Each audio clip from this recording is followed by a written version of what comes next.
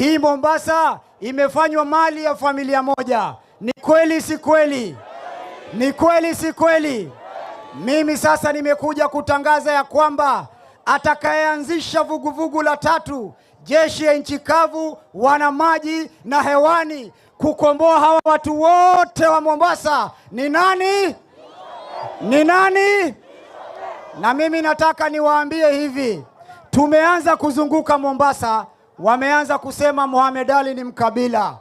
Mimi nauliza, nikisema Mjaluo akuwe gavana wa Mombasa ni ukabila si ukabila?